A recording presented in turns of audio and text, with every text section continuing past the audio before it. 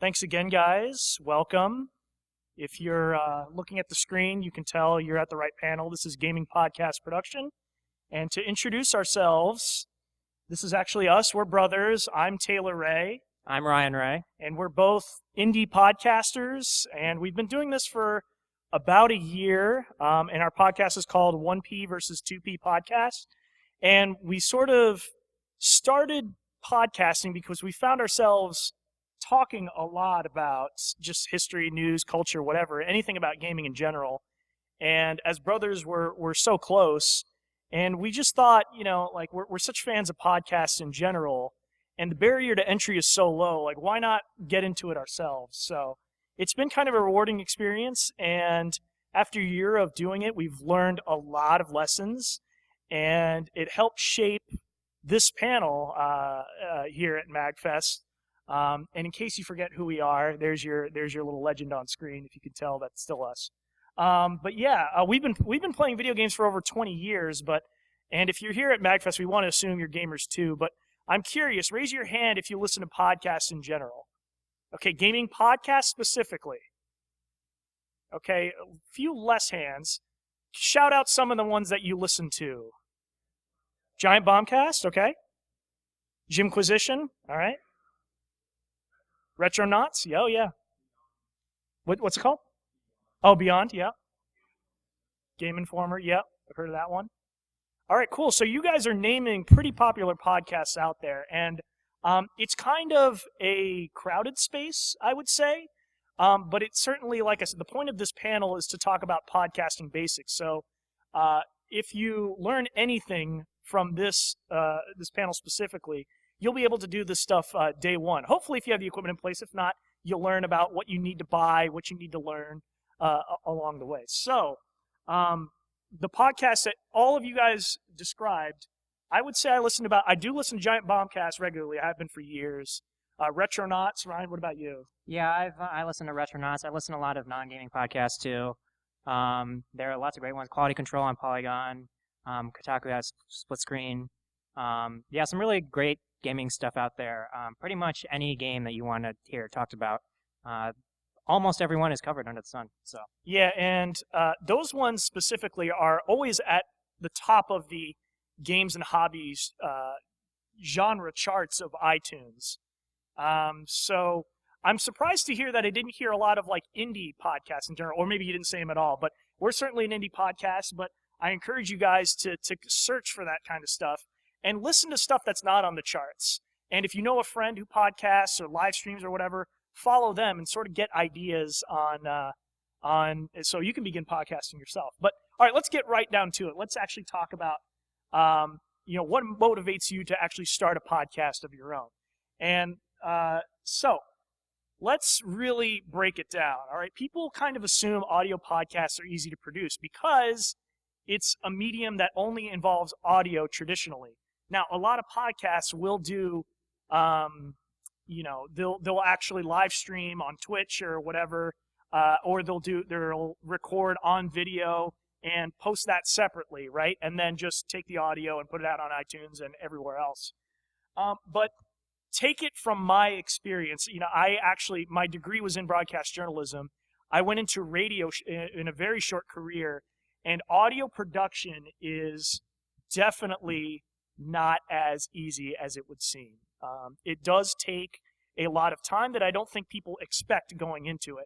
So the point of this, it's kind of a cautionary tale, is you have to know what you're getting into if you're going to be taking podcasting seriously. Because let's face it, if you're not serious about your own podcast, why should others listen to it as well? And we'll get into that, what that means specifically, and why you should really dedicate and what it takes to put out a great podcast, specifically gaming. All right, this is a pull quote. This guy, Pat Flynn, he doesn't host a gaming podcast, but he had a great quote. He does this financial podcast, and as it says on screen, podcasting is extremely fun and exciting, and I would agree with that wholeheartedly. I think Ryan would too. But you must internally commit, as you must do with anything that is potentially beneficial but takes some time and effort to do. So, like, kind of a life lesson, but it definitely applies in podcasting in general. Like, I cannot overstate how much we underestimated how much time was going to go into it. We don't do this full time. I am actually, I work in IT, audiovisual work. Ryan is actually an editor. He's a writer. And we do this on the side. We do this on weekends, and we do it for fun because we have a passion for gaming and we have a passion for podcasting in general. So if it is a big time commitment. Right. Just to speak to that, I kind of put together all the content for our show. We record once a week, usually on Sundays, sometimes on Mondays. We try to have a consistent schedule. People who listen to podcasts love when their podcasts come out the same day, roughly the same time. That doesn't always happen, but we try to record on Sundays. It takes us about, the average episode, we take about an hour and a half to record it, and then Taylor edits and, does all the audio sampling and all that. That takes like 3-4 hours? Yeah, it varies depending on what kind of podcast you want to do. If it's high production value, if you're going to have theme songs, you're going to be doing sound effects. Just the content itself takes a while to build up. What to discuss each week, it really depends on the format, how simple and how much time you're going to be able to commit to it. But generally speaking, and sorry, we're skipping ahead here a little bit. Generally speaking, you want to take how long it took for you to record. Like, let's say you recorded 15 minutes worth of, well, you just recorded for 15 minutes between maybe yourself, you and a co-host, whatever your format is, and multiply that by 3 or 4. That's how long it's going to take for you to edit the show, all right? Export it, post it online, and share it. So with 15 minutes, you're looking at an hour, and sometimes even higher than that, especially if you're starting out. Right, and that's just the technical stuff. The actually putting together and deciding what to talk about and doing some of your research if you don't know some of the games you're talking about. I try to scroll away maybe like 5 minutes every day at work to put together kind of like show notes, and then Taylor and I kind of talk about it before we start recording. That whole process probably takes about like an hour and a half or so. Yeah. And like I said, we're kind of getting ahead of ourselves, but the point is, take it from us, take it from our experience. You want to make sure you release regularly. If you start a podcast and you record a couple of episodes and then you take a hiatus, your audience is going to vanish. They really are. A lot of people have a tendency to unsubscribe from non-active podcasts. And I read a statistic out there recently that for every 10 podcasts that get started, 7 don't make it past the 4th episode. That is staggering. And, it is a low barrier to entry, and that's probably why that's the case. People start something, they find it to be too hard, too time-consuming. They don't want to dedicate the time it takes to produce something, and then they quit, and then it's left dead. It's a dead podcast, right? So release regularly. That's the concept. And don't expect to get rich or famous at all. You guys rattled off a lot of very popular podcasts that are from a lot of mainstream websites and from people who have been journalists for a while, who have been podcasting, doing video work for a while, and it takes a long time for them to get to that state where they built up an audience of thousands of people that regularly download and regularly subscribe to their content, even if it's not just a podcast, right? So, we notice this phenomenon like on Twitch and YouTube. Everyone hears about the PewDiePies of the world, and he's not into podcasting per se, but he's rich and famous, and the vast majority of podcasts out there are not. This isn't to discourage you from starting at all. In fact, the point of this podcast is to encourage you to podcast, but just know what you're getting into. It's going to take some work before you start building an audience. Make sense? All right, and also, all that doom and gloom, make it fun work. At first, I would say when we started, I don't know if you'll agree with this or not, it was not as fun as we thought it was going to be. Right. We originally started with the concept of like, if you know that ESPN show, Pardon the Interruption, that's basically a format where two guys kind of talk to each other about sports. And that was kind of our concept to start off with the podcast. Our very first episode is kind of has a lot of gimmicks. There's a section in the first episode where Taylor role plays as the president of Nintendo, which is really unfortunate because later that man died that year. It was very awkward. Very awkward. But we eventually got in the groove of it, and I think when Taylor talks about fun work, we really like talking about video games with each other, and we wouldn't be doing this if we didn't like each other and we didn't respect each other, and if we didn't actually play games. Like Taylor and I, between full-time job and doing this podcast, we actually find the time to play games, and it's important for research, but also for podcasting to know what you're talking about, and we enjoy doing it. And if you don't enjoy doing it, your audience is not going to enjoy listening to your podcast. And your favorite podcasts, all right, do they sound like amateurs? Most likely the answer is no, they don't. They sound somewhat professional, and they actually know what they're speaking about. And a lot of us, I think, we know, and we know how to interact and talk about games with our friends, our family, whatever. And we have these sort of conversations. But to sit in front of a microphone and talk to each other, sometimes that adds a lot of pressure, and you know that other people are going to be listening to that content, and it can get overwhelming, and if you have that anxiety, your listeners are going to hear it too as well. And that's why we want to emphasize, make it fun work. If it's not fun, you're not doing it right.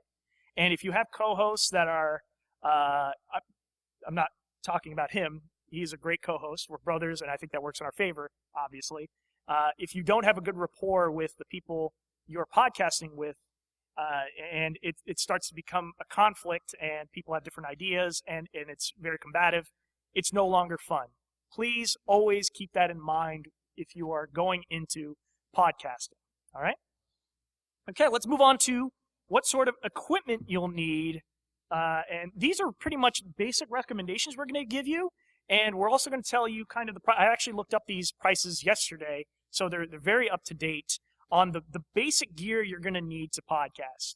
So, and like I kind of teased before, there's a very low barrier to entry to podcasting. And the same can be said about video content. If you're putting it out on YouTube, if you're streaming on Twitch, it seems like every Joe Schmo can do that.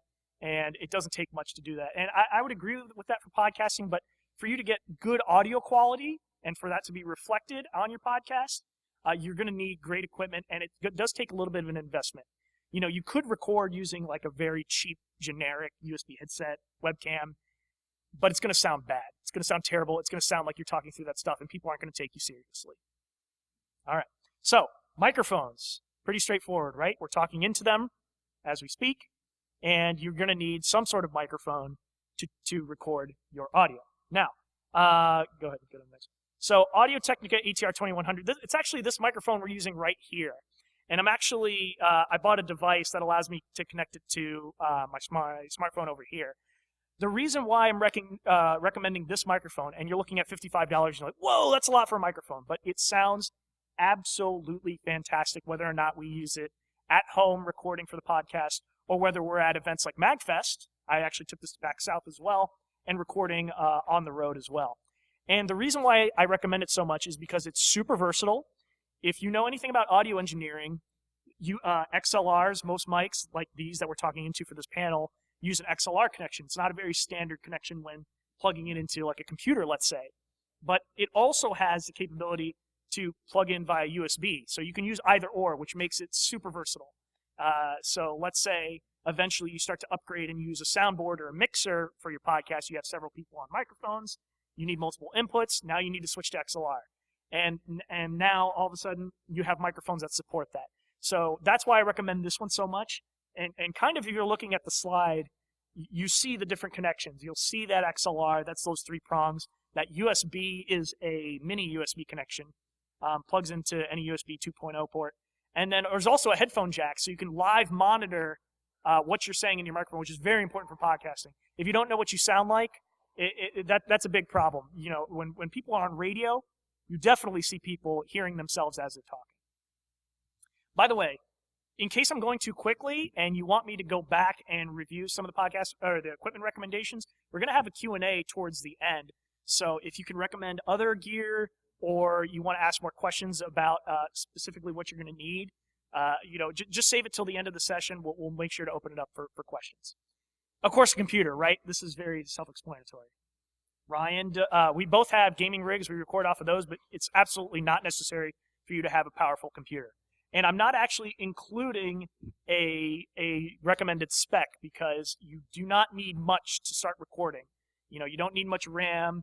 The only thing I would consider is somewhat a lot of storage space, a lot of free space on your computer. It shouldn't take up much room, but you don't want to run into a situation where you are recording and all of a sudden you run out of space, and then, I just talked for an hour and nothing got recorded. So if you want a little bit more recommended specs on to do podcasting, just search for it online. I'm not going to give it to you here. That would be a nightmare. But go ahead and go for it. Okay, so audio editing software. Who here knows how to edit audio, period? Oh, wow, I'm very impressed. Most people go into it not knowing how to edit audio. And to be honest, I went to college for it, and I didn't think it was necessary in college to learn. I could have learned this on my own. It's pretty self-explanatory.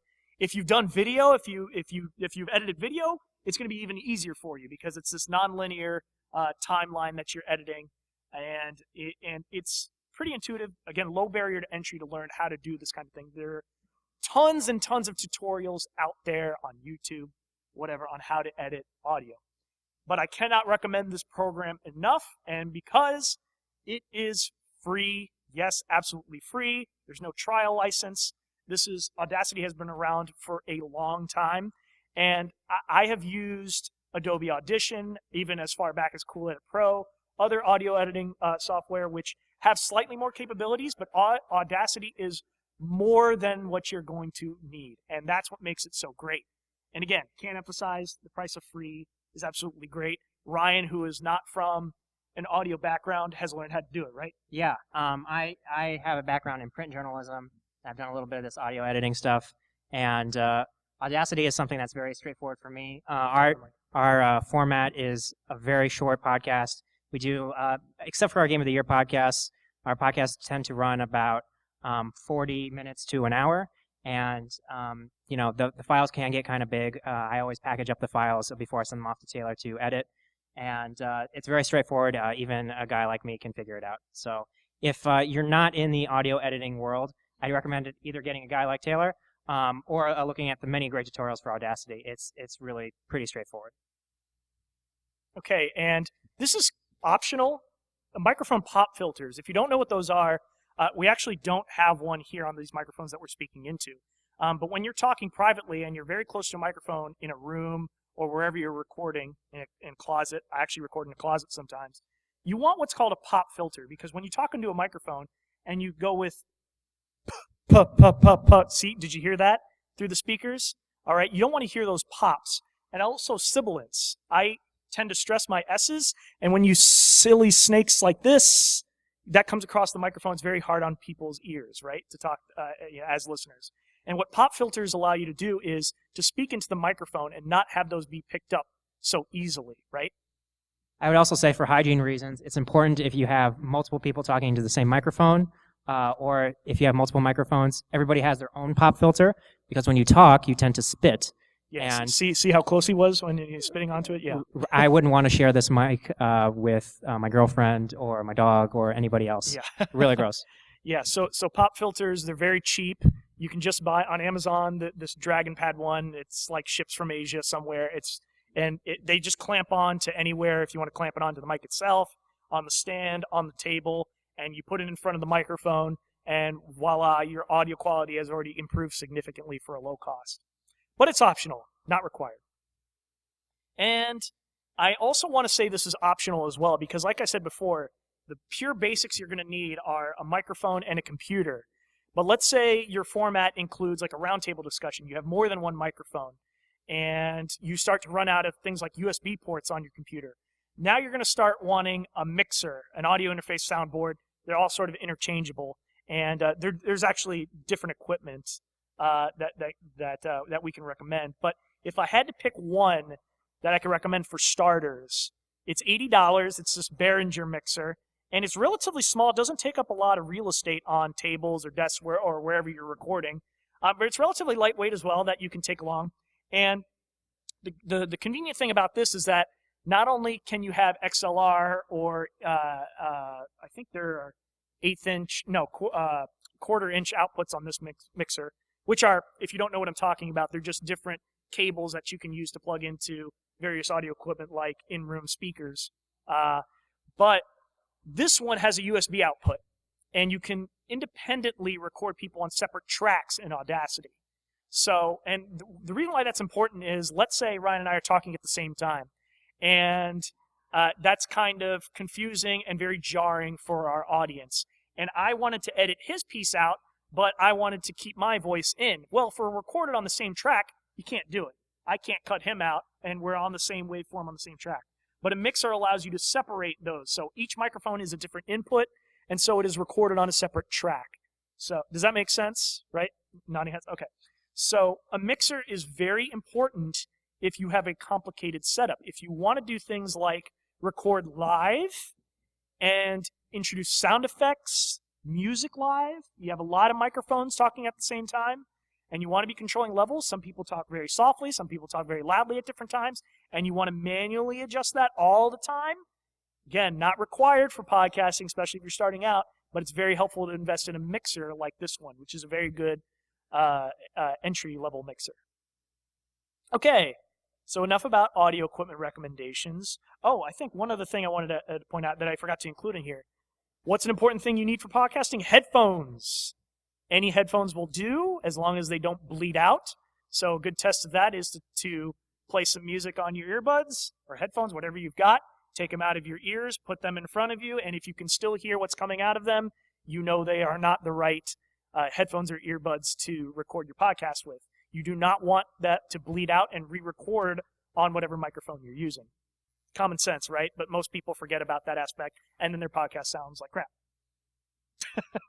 So you don't need to spend $100 on pro headphones. Any headphones will really do. I don't want to recommend any specific model because I don't think it's worthwhile.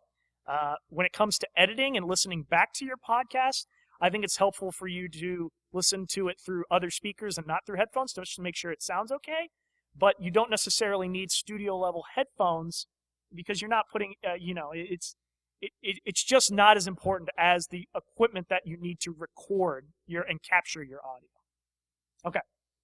Pro tips before you begin podcasting, I should say. So seek out podcast experts and advice. I said before, we've only been doing this for about a year. I wouldn't call us experts per se, but don't anybody run out of the room. But there are very valuable resources out there to learn how to podcast. There's so many guides out there. The ones I can strongly recommend that have been the most helpful to me is, if you're a Redditor, just go to the subreddit r/podcasts. It is an excellent, excellent community that can give you feedback, give you recommended solutions on where to host your podcasts. There's even a place to post your weekly podcasts every time you release something. And it's just a very collaborative atmosphere. There's even like review exchanges as well. And it's just a very good resource, especially if you're starting out. That's where I learned a lot about doing this when I started. And also, so the guy in the background of this slide is actually a guy named Dan Benjamin, who's been podcasting ever since it became a thing in the mid-2000s. And he put out this podcast on the 5x5 network, it's a podcast network, called The Podcast Method.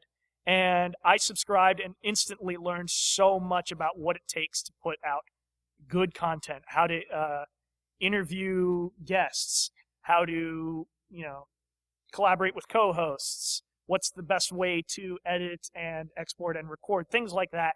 He's just a wealth of knowledge, and he also takes questions. If you tweet at him, we'll actually talk about it on the show. Can't recommend that show enough for beginners.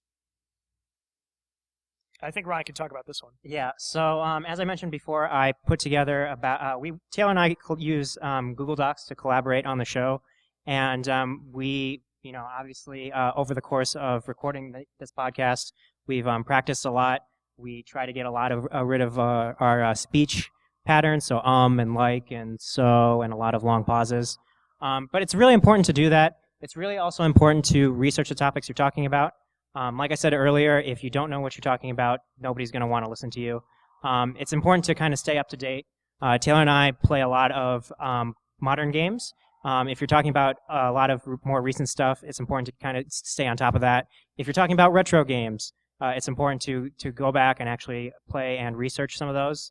When we do podcast interviews, I definitely do a lot of legwork on finding out what that person did their background, the games that they've worked on, if they happen to be a game developer. If they're a games journalist, we had Chris Waters from GameSpot. Taylor interviewed him, and he was promoting a book. So we got some book excerpts to talk about maybe some of the stuff that he was putting in there.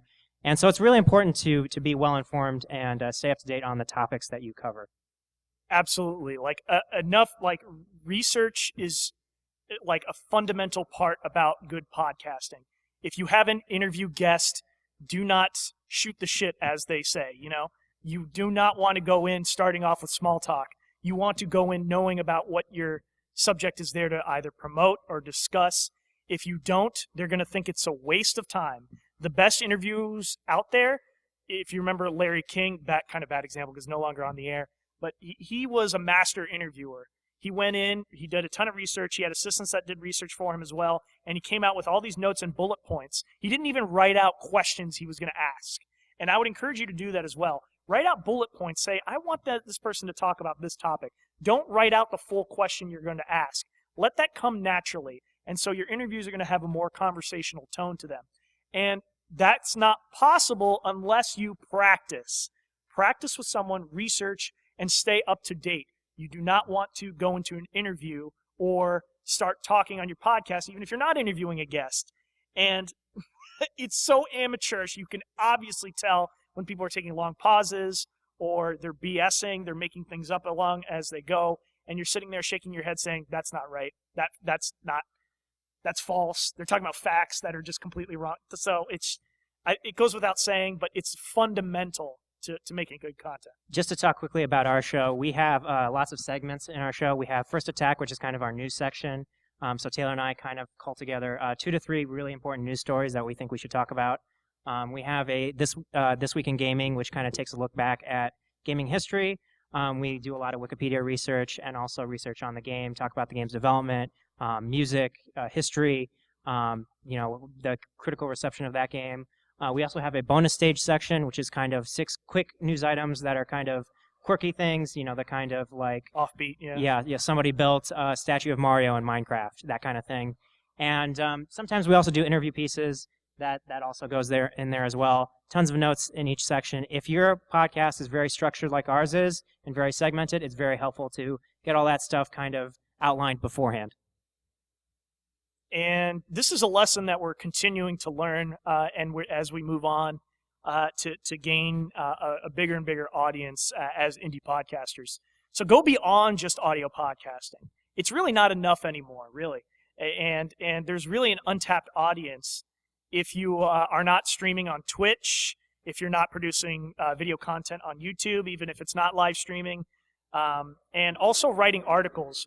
Like I said before, my background is actually in radio broadcasting, and Ryan's is in writing. So he's a lot more comfortable writing articles. He writes a lot of editorials and blog posts for our website. And we have not actually started streaming on Twitch, but it's something that everyone has brought up when they talk to us, and we introduce ourselves as podcasters. And videos is something we're also starting to produce as well. And I actually started doing that, covering PAX South, scheduling interviews, covering the event. I was there several weekends ago. And I have to tell you, it's just an untapped audience. Like, if you are just strictly doing audio podcasts, it really is not enough anymore. It's very difficult for people to discover new and noteworthy podcasts, especially when you're first starting, if your content is not available in as many places as possible. And I would say that these are great recommendations for you to expand your horizons. Go beyond just audio specifically. And this goes back to what we've talked about a lot earlier. Interview industry subjects. If you are specializing your podcast, let's say around esports, there are esports podcasts out there, definitely reach out to prominent members of the esports community. Esports journalists are also great people to talk to. Things like that. So find your niche and find industry interviews that are going to make your show more legitimate. And when you do that, what it does is it allows you to leverage their audience. So, for example, like Ryan said, we interviewed Chris Waters from GameSpot. He's been around for a long time on that site. does a lot of video content for them, I should say, for GameSpot. And he started tweeting and sharing on Facebook the episode that we recorded with him, and now his audience is now listening to our material, which is fantastic. We had another guy, Tim Lewinson, who's been working in the industry since like the 90s for Electronic Arts, and he started a Kickstarter campaign, and he actually reached out to us, and we thought it would be an interesting interview. So we got him talking about how he got started in making games, and we moved on, of course, to discuss what he was there to talk about, his Kickstarter campaign. Again, same situation. We were promoting him, and he was promoting us. So if he has thousands, millions, whatever followers on Twitter, he's tweeting about our show. Now we've suddenly gained a ton of followers on Twitter. Actually, Taylor and I earlier today were kind of walking around MAGFest, looking at some of the vendors, looking at some of the indie games that are out there. Temi, who was the artist on Undertale, is sitting down there, and we were actually just sitting and talking to them, talking about our show, talking about the cool stuff that they're doing, and potentially scoping them out for a potential interview. And it's really important when you're interviewing somebody to make them feel comfortable, make them feel, we're just getting to know these people. We're not their best friends. They're not my brother.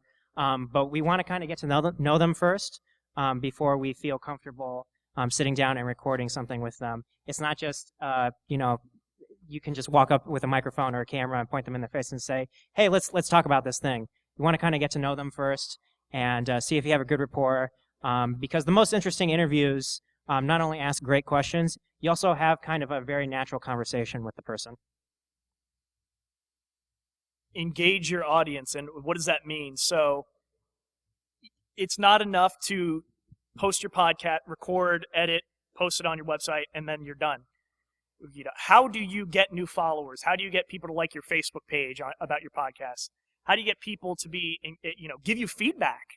Is it just going to be your friends? Your friends might listen to your podcast, and that's it. And that's that's kind of not as rewarding as you might want it to be. So if you want to gain new listeners, engage your audience. And on Twitter, it's the best part about doing this is when somebody says, hey, great show, or hey, I want you to cover this, or it was great meeting you at PAX, it was great seeing you at MAGFest, things like that. And what I mean by engaging is you're constantly, every episode that you're putting out there, post a Facebook update, post on Twitter, and don't just post regularly on Twitter every time you post an episode.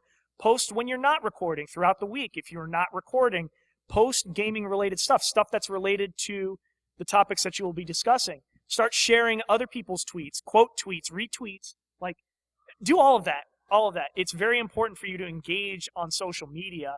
Otherwise, who's going to discover your podcast? Who? It's impossible in this day and age. And I have to say, in about a year, we have over 500 Twitter followers that follow our show.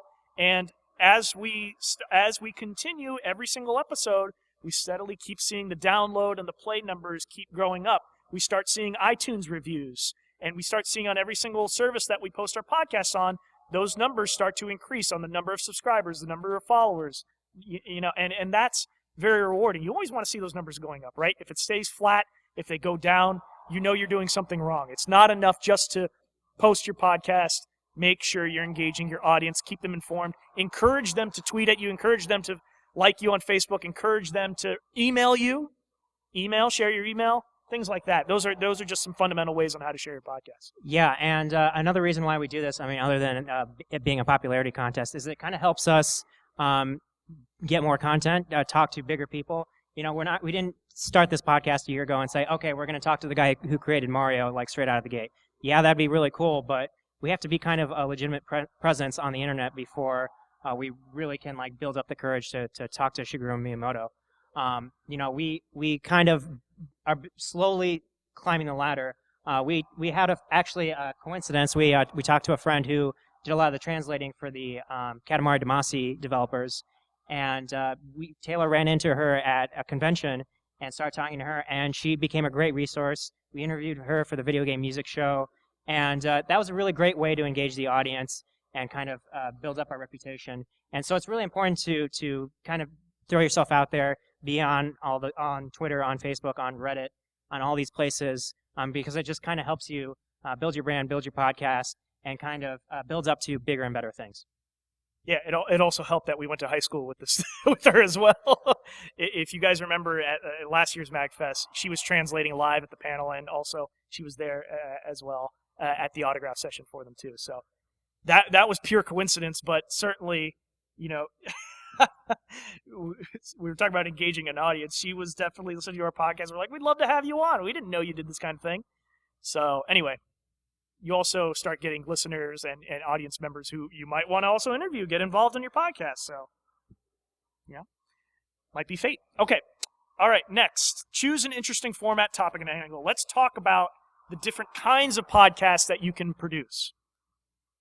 So let's kind of give a little bit of background. We asked at the top of this panel what podcasts you listen to. And each one of them are kind of a little bit unique in what they discuss. They find their own little niche, right? And there's a little bit of crossover, and there's some podcasts that don't cover literally everything about gaming under the sun. So we noticed that a lot of them were like the Giant Bombcast is a good example. They would often talk about gaming news and culture, but they didn't really cover a lot of history, right? They're very recent. They produce every week. But something like Retronauts, I heard Retronauts, somebody said that earlier. I love Retronauts. They literally cover games that are like decades old. And they go through how it was developed and the critical reception, and they really go in depth about the history about video games and game makers. And that's what we like about those. They find their own niche. But instead, what we wanted to do was we kind of wanted a crossover of everything. So our show is a little bit of a variety of all of those put together. So I sometimes describe our podcast as like a Reader's Digest of the gaming world. If you don't regularly keep up with reading on top gaming sites or following blogs or whatever, if you were to listen to our podcast, for the most part, I think you would be kind of up to speed on not only news, but also we have, like he said, regular segment on This Week in Gaming History and gaming culture. We have those offbeat stories where we talk about sort of things you might not have seen on the internet and that aren't pretty common. So that's sort of the crossover that we wanted to create in the podcast sphere. And you might have heard this before about internet content in general, but everything has sort of been done before, right? Again, all those podcasts that you guys shouted out earlier, you might think, oh, well, I'm not gonna make something because there are already podcasts that do that. Like, why would anyone care what I have to say about it? And the point of this is that, oh, by the way, I discovered Google Slides supports GIFs, however you say it, like natively. So I love this. So that's why I started putting in GIFs in the backgrounds. But anyway, it hasn't all been done the way you would do it. And what do I mean by that? If you have a personality, if you have a certain spin, if you have a certain level of expertise, make sure you are inserting that personality into your podcast. So if you, let's say, I don't know, if you're a fan of Capcom fighting games and you covered the Capcom Cup, you covered, I don't know, other tournaments, that community in general, that is a niche you've discovered, and there aren't many podcasts that cover that specifically, and now you can tap into an audience that's looking for that content. So make sure you inject a lot of that personality. I think we learned a huge lesson when we first started off.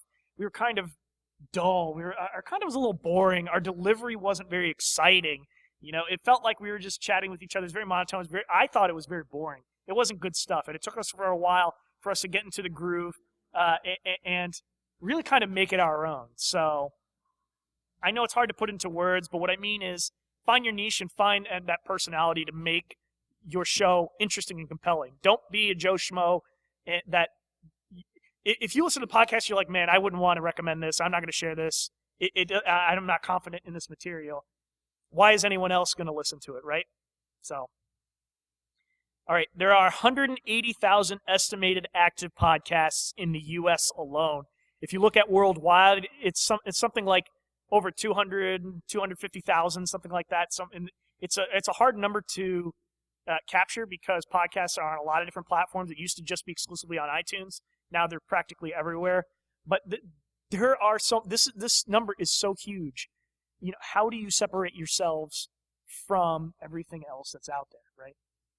And so you need to ask yourself these questions. Why should we listen to your show over someone else's? If you can't answer that question, you're not ready to podcast. Okay? You need to find a sort of a little mini elevator pitch that you can, tell your friends. If the only people that are going to listen and care about your podcast are your parents, you haven't found your audience. You haven't found your niche. Why? Yeah, can you talk about that a little bit more? When we introduce ourselves to potential interview subjects, I say, "Hi, my name is Ryan. I have a podcast. Would you be willing to talk to it?" Well, we talk a little bit about what we do. We're a gaming, news, culture, and history podcast, and we really think your game, your product, your whatever is interesting. Gamers want to know about this stuff. And that sort of pitch, that's a very weak pitch, but that's just an example of the kind of thing you would want to say to somebody who's potentially going to listen to your podcast, who's potentially going to be a subject on your podcast. You want to have just like a quick line or two, talk about why you should listen to your show over the Giant Bombcast. It's not that necessarily you're competing with anybody else's podcast, but you want to tell people, why me? So I would say that if you have a podcast idea and you want to do it by yourself, it's very difficult to make yourself compelling. Taylor and I thought, we were very interested in hearing what each other had to say about video games. So it was very important that we had a co-host. When we can get somebody else to talk, a third rotating chair, it's even more interesting. Just think about the amount of conversations you have with people and how many people would be interested in hearing it. If it's one person, it's kind of interesting. If it's two people, it's even more interesting. Just multiply that out. Hosting a solo show is very difficult. We kind of only do that very rarely when one of us isn't available, and then we kind of figure it out. But they're usually shorter. Right. Yeah. You kind of want to figure out your format. Most podcasts tend to be discussions. The Giant Bombcast, for example, has 4 or 5 guys on it, sometimes more. And that turns into a really interesting discussion depending on what they're talking about. One guy can speak to fighting games, one guy to speak to new releases, one guy can talk about this game that he played that was a game that he remembered as a kid. You want to try to get every interesting angle out there. And the more hosts you have, the more complicated it can get, but also the more interesting and rewarding the discussion can be. So make that decision before you start, definitely. What's your format going to be? Are you going to do it solo or are you going to do it with co-hosts? And if so, how many co-hosts? And what segments do you want to structure your show around? I can't tell you how many podcasts out there have this title. They say, 3 Drunk Gamers, or Round Table of Gamers, or Games Podcast. Those are very generic, and what it ends up being are, it's the same format of everyone.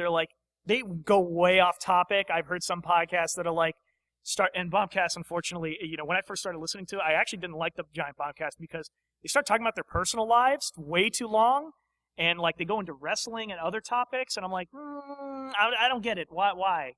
Just cover the gaming and that's it. That's what I'm here for. But to be honest, there's the way they structure their segments around. Eventually they get to the good stuff, but they sort of built a cult of personality, and they already had the audience, so they're allowed to do that. You start off that way, you go way off topic, and now you're going on these wild tangents. Everyone's going to stop and unsubscribe from your podcast. I've seen so many podcasters make this mistake when they begin. Do not start going hey, how are you doing? Good. Yeah, what are you drinking over there? All right, cool. So what do you think about this? Oh, that's neat. And then it takes them 5 minutes to get into the podcast, and by then the person's already stopped and deleted their podcast, and they unsubscribed. So think about the segments you want to structure your show around. Come up with good ideas, something possibly unique about the topics you're covering. How long will your podcast be? Very important. Usually the typical podcasts are anywhere between half an hour to 1 hour. That's a big range, but the sweet spot is generally 45 minutes. That's because a lot of podcasts, I don't know about you guys, I listen to podcasts when I commute. I think you do too. Yeah. And generally speaking, they're not super long. They're not super short commutes for most people. And so that's generally a good time. If you go way too long, you speak for hours, people are going to not be as engaged, and it's very hard to make that content. It's also going to take you forever to edit that stuff. If you make it way too short, short podcasts can be a good thing if they're done very well. There's a great example called, it's not an active podcast anymore. It's called A Life Well Wasted. Has anyone ever heard of that? No? Well, I highly recommend you check it out. They only put out, it was like one guy, and he interviewed a lot of different subjects. And he covered like a theme. Like 1 week it was like bosses. 1 week it was like childhood nostalgia. And they were very short. They were like 10 to 20 minutes, and it worked. They were chock full of interesting stuff, and it worked. And surprisingly very short. Very few podcasts can do that well. So think about that. How often will you release new shows? Very difficult to release shows weekly. Very difficult, especially if you have co-hosts and scheduling conflicts and doing it on the weekend. Everyone kind of does this on the side, right? Very few people are full-time podcasters. Think about that. Really make a decision and say, maybe I should do this monthly or bi-weekly, something like that. Daily is incredibly difficult. Don't recommend you do that. Very hard for you to keep coming up with new content every single time. So last year, Taylor was planning a wedding, his own wedding, and we had to kind of take a podcasting hiatus because he was getting involved in all the wedding planning, talking to caterers and all that stuff. And we had to take a break from the show because it wasn't possible to keep a regular schedule and say, okay, Taylor, let's sit down and talk every Sunday from 6 to 7. That was kind of hard on us and kind of hurt our subscribers because they didn't get a show from us. But we needed to take a break, and you have to kind of consider your release schedule when you have a weekly show like ours is. Will you have background music or sound effects? Very important decision. There are some podcasts that don't, and that can make it work if you're good enough. But I strongly recommend you find this stuff. And if you are looking to play music, like for your theme, for your intro, for your outro, make sure you have permission to do so. We actually reached out to a chiptune artist called Phonetic Hero, who's a MAGFest regular. And we said, hey, we liked your music. Can we use it for our show? He said, sure. He gave us permission. We were allowed to do that. If you decide to play an artist's music and you do not have permission from them to do that on your podcast, you may run into some legal problems. You'll get takedown notices, and that's a big problem. You do not get into that.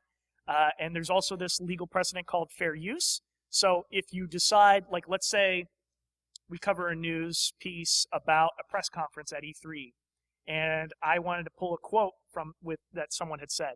Fair use, generally speaking, anywhere like 15 seconds is the standard. So if I have 15 seconds of audio from that press conference, I'm discussing it. I might be critical of it, or I'm talking about a game and I want to play 15 seconds of game audio.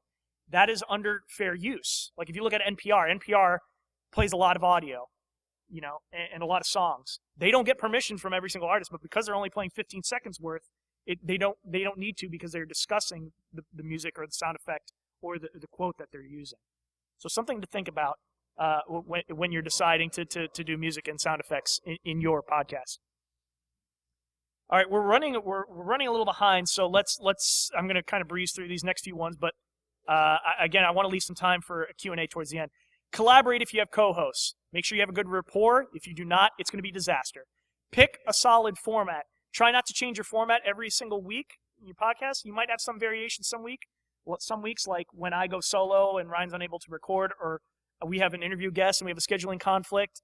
Well, one of us will just take care of it, right? And when that one voice you won't hear on the podcast that week. And so pick a format and try not to sway from it too much on per episode. Draft a show outline. Don't go in without notes. Do not start podcasting and shoot off the cuff. Don't do everything off the top of your head. You're going to inevitably forget things. You're going to say, I forgot to talk about that thing.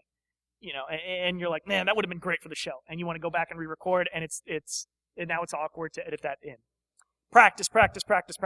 We did not do this enough when we first started, and we sounded terrible at first. Horrible. Do not listen to our first episodes. Don't. Do not. Please. Spare yourself. It's not very good. And because we went into there dry, we literally started live recording. We're like, we kept screwing up. We were like, nah, we're not confident in our material, and that's because we didn't practice. All right, prepare to podcast. So this is the basics of how to start podcasting. Number 1, set up your audio editing software. Can't recommend Audacity enough. Find those tutorials online and get started. Very easy to download and install. You don't need you don't need a lot of audio engineering experience in order to do that. Go ahead. Yeah, I was just going to say that if you're buying equipment, make sure that your microphone and your setup works with your computer, works with Audacity. Make sure that when you plug it in, it's recognized. I can't tell you the amount of times we've recorded something and the USB connection wasn't working, or was in the wrong port, or wasn't plugged in.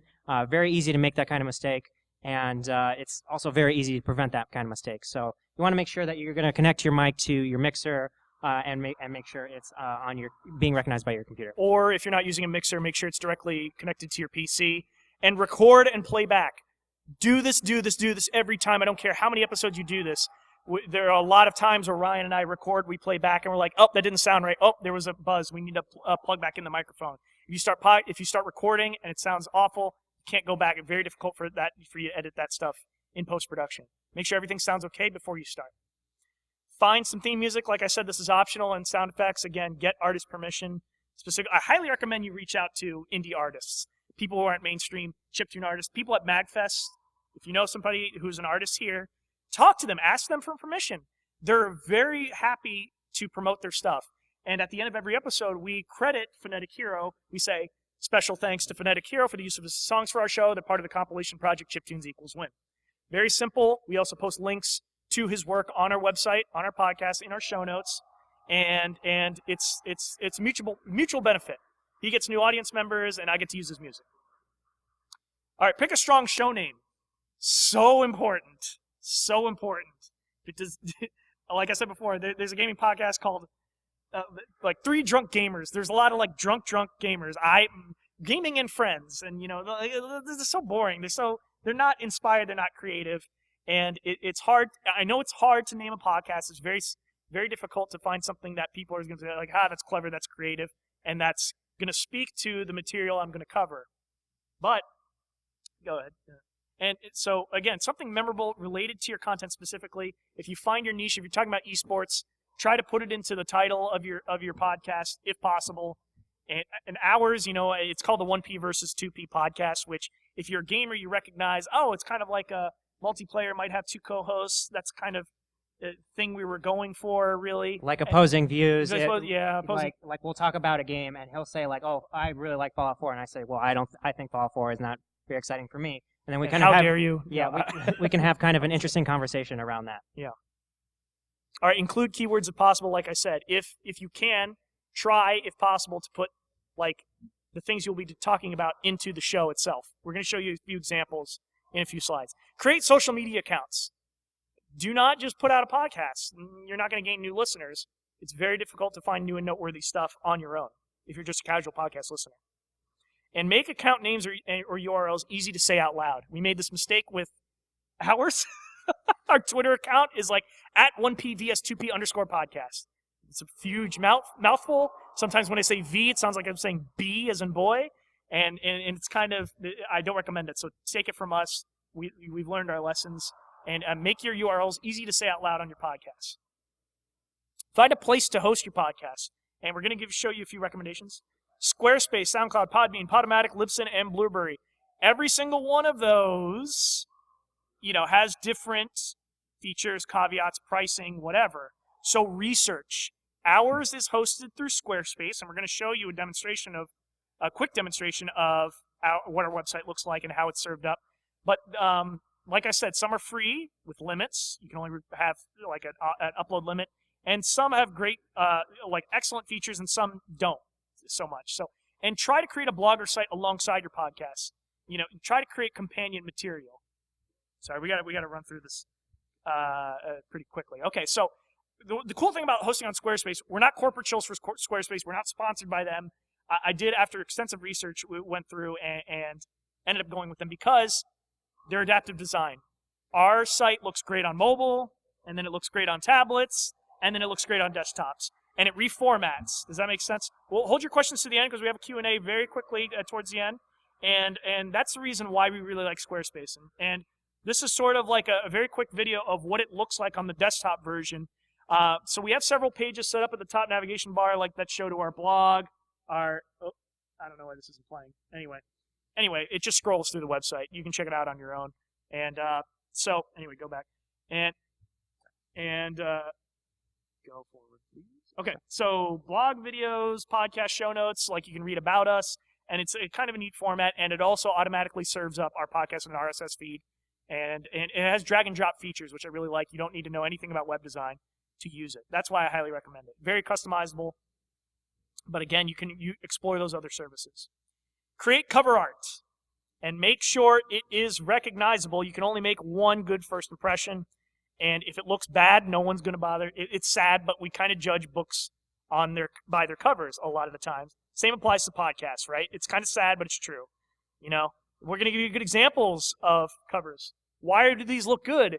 Instantly recognizable as gaming related. The Indoor Kids, it's a great one. Unfortunately, it's no longer active by the Nerdist Network. You can instantly tell, like that. It harks back to what is that? Asteroid? Is that? Yep. And the Land Party. So again, big letters, great, and it's got a controller in there. Very, very minimalist, classic design. Minimap, Polygon's Minimap. I love that podcast. And it even says the actual material, what they cover, daily gaming and pop culture news. Into the Nexus covers Heroes of the Storm, Blizzard stuff. And what I like about what they did is that they actually created the font in the same style as the game itself. Bad. Here are some really bad examples that I found. Games and Gaming Podcasts, okay? Self-explanatory title. Look at the format of the font. That doesn't say anything about games and gaming, does it, to me? Look at Inside Gaming. Can you guys even see that on the screen? It's just like 5 faces of dudes, and it's very tiny. Imagine this is blown up on a screen. Imagine on your phone how tiny it is. You can't even read that text. What's that Fist of the Guns thing? That's actually a gaming podcast I found. No title, nothing about it. Does that scream video games? Does anyone say that's a gaming podcast when they look at that? No. And that other one was like a collage of like different video game screens. Awful. You can't, again, no text, doesn't tell me what it is. Again, you cannot, it doesn't evoke anything about the material that it's covering. So those are some good and bad examples. Unify your brand. Our site is actually, our URL is related. Try to name the website the same as your podcast. And then if you have your cover art, try to match that with other material on your site. Like we have sidebar items and links that kind of look like our show art. And high resolution, very, very, very important. If you're not a Photoshop expert, you can hire a freelancer to do it, like on Fiverr.com. It's like $5 and they'll design something for you that's super high resolution and looks great when blown up. Nothing's worse than scaling an image super high and then it looks like crap. That's all blurry, right? So 14 by 1400 is a standard. Make sure the cover art is relevant to your show's content, just like I described in the examples. And recognizable at small sizes. Notice when I shrunk down that podcasting, you can still tell what and reads what it says. Now imagine that on a phone, same concept. Very tiny that appears on phones, tablets, whatever. So make sure that it is instantly recognizable. Decide where to record. I record in a closet. Ryan records in his room. The acoustics, we're not in professional studios, but you want to make sure you are separate. Do not record in the same room as your significant other, your cat, your dog, your whatever. Make sure it's in a quiet space.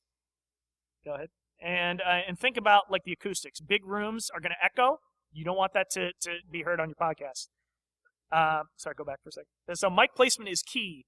You want to make sure you're up close to the mic. Do not talk far away like this. Do not do that. A lot of roundtable like shows that have a lot of co-hosts, they talk away from the mic. They have a tendency to move forward and backward and all around and looking away from the microphone.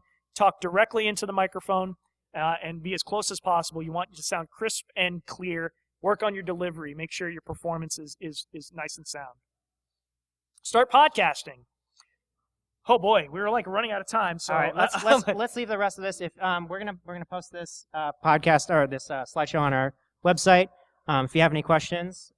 Well, I don't want to skim over too much of this because this is like kind of the meat and potatoes of what we were discussing. But recording live versus pre-recording and editing in post-production, we actually pre-record. So if we screw up, we go back and we repeat the segment, or like we're like, I didn't like how that sounded.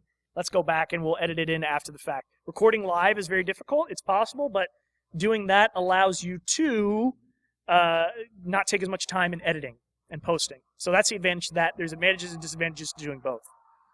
CN Levelator, if you're taking notes, put a star next to this. This is an excellent freeware program that if you don't know anything about audio engineering, as soon as you're done editing your podcast, stick it into this program and it automatically levels your audio. And what that does is, like, if you're speaking softly and then loudly and softly and loudly, what it does is there's an algorithm where it does a great job of leveling yourself out. And so both you and your co-host will sound excellent and all relatively at the same volume when being played back. Can't recommend that enough.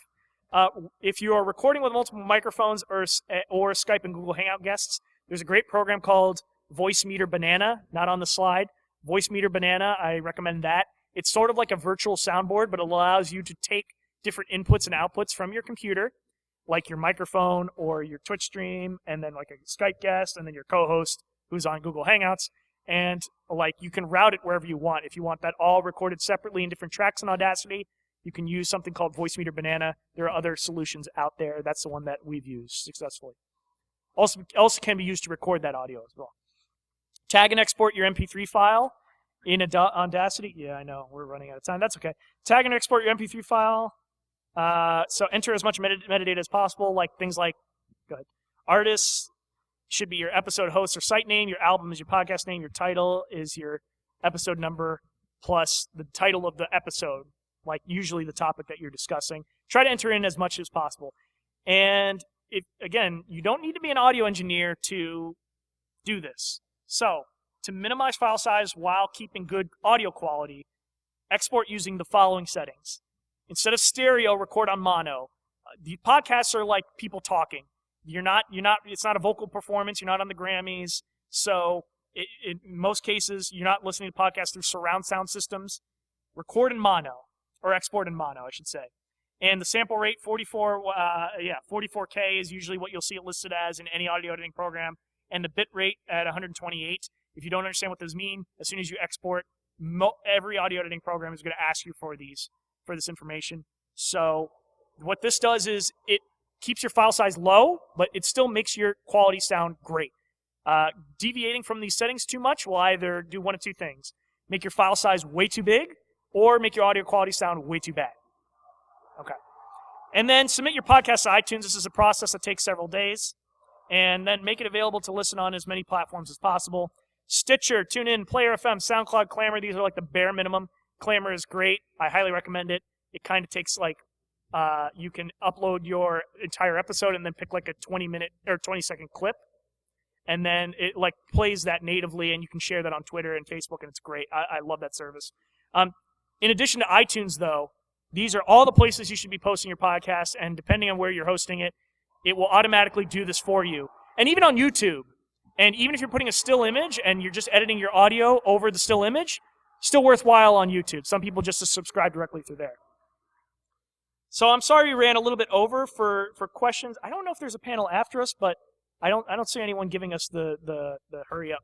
So thanks, everyone, for attending. I hope you learned something. And we'll take a few questions if anyone has any comments, suggestions. Yeah, we had one guy over here. Sure. I don't think we have a microphone, but go ahead and shout.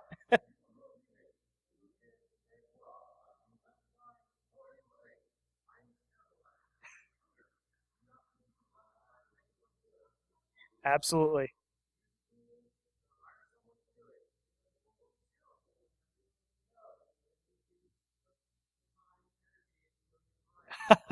Well said.